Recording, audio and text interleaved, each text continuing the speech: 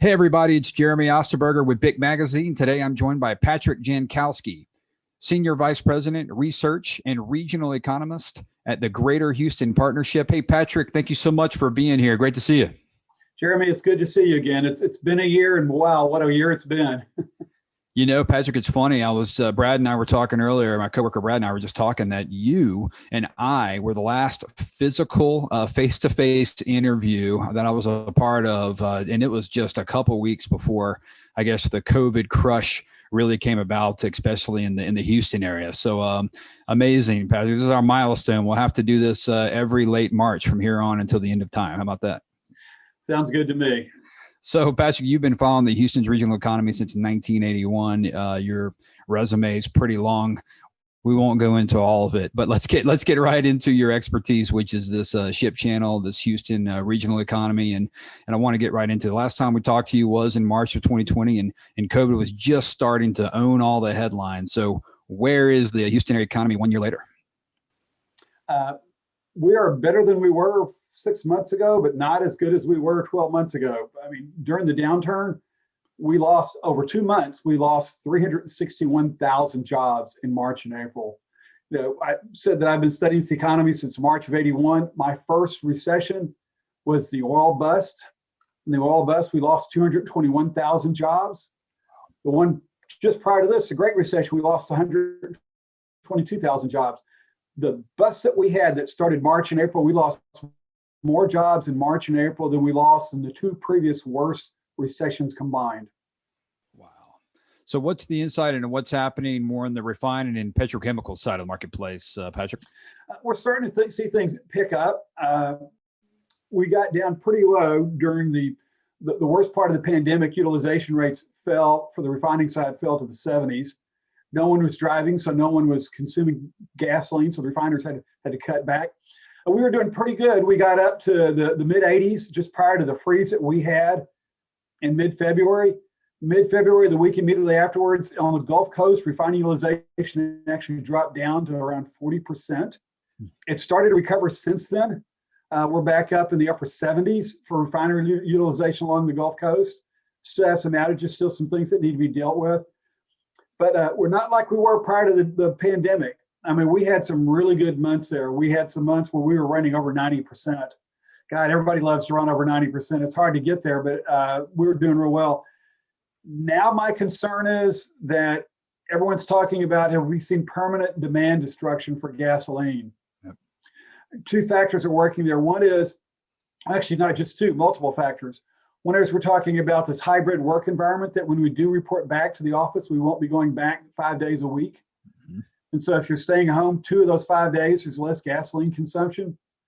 Also, there's these government mandates plus consumer preferences for electric vehicles, and that's affecting it as well. And then we've got the slower recovery than in other parts of the world. The U.S. seems to be doing well and recovering fairly quickly, but it's really slow right now in Europe and in Latin America and in Africa. And face it, everything that happens along the ship channel, we're global industries. We export overseas. And so when we see demand weak everywhere else, it can be strong in the U.S., but we need to see it pick up globally. Hey, Patrick, let's talk more about recovery and new job growth. So only a third of the 361,000 jobs that were lost in the Houston area have been recouped. You know, what is different about this COVID recovery versus maybe, the 2008 Great Recession? Well, we had a big lift from 2008, and that was something that most of us remember called the Eagle Ford Shale. Mm-hmm. And it only took us 21 months to recoup all the jobs we lost in the Great Recession. And that's because of everything that was going on just 100 miles west of Houston. And we saw so much activity there. And that's one reason why Houston was the first metropolitan area to recover from the Great Recession. This one right now, oil is struggling. And if oil is struggling, manufacturing is struggling, and so it's construction. Patrick, give me some more information. What else do we want to talk about as far as any further outlook, maybe the rest of 2021 or even into 2022? What's your crystal ball? Crystal ball. I wish it was easy as a crystal ball or a Ouija board. When we're looking forward to, there's a lot of pent up demand out there. A lot of people who are tired of being at home. We've had 12 months of cabin fever. And as people start to feel safer to go out, they're going to go out to eat more. They're going to want to travel more. They're going to take longer vacations. If they travel more, that's going to consume more fuels. If they go out to eat, if nothing else, it's going to be consuming more fuels and more plastic carryout boxes.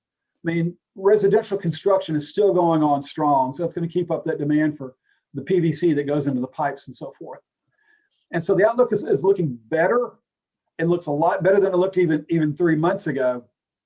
But it's going to take us a little while because we're still, for Houston, 250,000 jobs behind. For the US, it's more like 9 million jobs behind. And it's going to take a little while to get those back because we did see industries remake themselves and just some businesses simply destroyed. The classic example is retail. You can drive by some strip centers and they're half empty with stores that were there just 6 months ago. And Patrick, to add to you, I've also read recently where a lot of businesses, due to payroll cuts and conservative approaches to 2020, are cash heavy, right? So that also could lend into what you're saying as far as sort of pent up demand, even on the business to business or business to industry side as well. So. Jeremy, that's a really good point. Everyone is focusing on the consumer side, but there are a lot of investment decisions which were put on hold last spring. The businesses did not know how long the pandemic was going to last. They did not know how deep it was going to be and how it's going to affect other buying patterns. So they simply, you'll see that in construction. You saw a lot of construction projects either halted or that the contracts weren't let. They're simply on the drawing boards, ready for those contracts to be let. And so there's pent up demand. Everyone talks about consumers, but they need to realize there's an awful lot of business pent up demand out there as well. So yes, I expect to see that. Once we start seeing the consumers out and about, you're going to start seeing the businesses spending some of that cash and following through on those investment decisions that were put on hold last year. Hey, Patrick, before we wrap up, I want to give you the chance or anything else you wanted to mention here on this conversation. We are so close to the finish line, guys. I've heard the analogy that we're on the 10-yard line. It's too soon to spike the ball. What we need to do is people need to get their vaccines. And people need to continue wearing masks and practice social distancing. Just a few more weeks. That's all we need is just a few more weeks and we'll be there. I mean, yes, there's reluctance to get the vaccine, but I mean, I've got my polio shot, I've got my smallpox shot, I've gotten vaccines all my life, and I'm ready to get this one. And people shouldn't be reluctant. And that's what we need to do is just a few more weeks, more people vaccinated, and we'll be there. Hey, Patrick, thank you so much for joining us. So you're welcome back any other time you want to come on. Let's do this again in another year, and we'll see how accurate I was in some of the things I said. All right, Patrick, we're going to hold you to that, man. Okay. Looking forward to it, Jeremy.